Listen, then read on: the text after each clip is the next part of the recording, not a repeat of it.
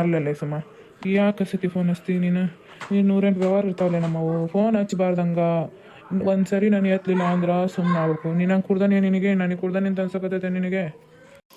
ಹಾನ್ರಿ ಫೋನ್ ಇಟ್ಟು ಒಂದ್ಸರಿ ಇದು ಮಾಡ್ಬೇಕು, ಹೇಳ್ಬೇಕ್ರಿ.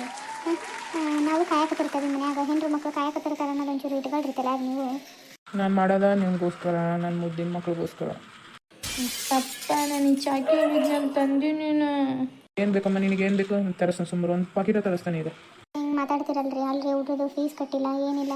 ಅವ್ರ ಸ್ಕೂಲ್ನಾರು ಒಂದು 50 ಸರಿ ಫೋನ್ ಹಚ್ತಾರೆ ದಿನಕ್ಕೆ.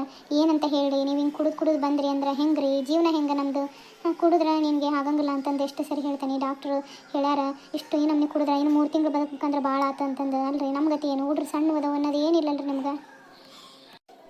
ಈಗ ಹುಡ್ರದ್ದು ಫೀಸ್ ಹಿಂಗತಿ ನಾ ಹುಡ್ರು ಹೋದ್ರಪ್ಪ ನೆಟ್ಟಗ ಅಂದ್ರೆ ನಮ್ಮ ಸ್ಕೂಲಿಗೆ ಹೋಗಂಗಾಗಲ್ಲಮ್ಮ, ಪಪ್ಪಂದ ಯೋಚನೆ ಅಂತವು.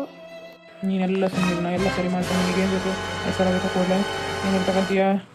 ಎಲ್ಲ ದುಡ್ಡಿನಾಗ ಅಲ್ಲ ರೀ, ಮಕ್ಕಳ ಮೇಲೆ ಪ್ರೀತಿ ವಿಶ್ವಾಸ. ಹೆಣ್ಣು ಮಕ್ಕಳು ದುಡ್ಡು ಏನಾದ್ರಾಗ ಇರಲ್ಲ, ಎಲ್ಲರೂ ಪ್ರೀತಿ ವಿಶ್ವಾಸ ಅನ್ನೋದು ಇರ್ತೈತಿ.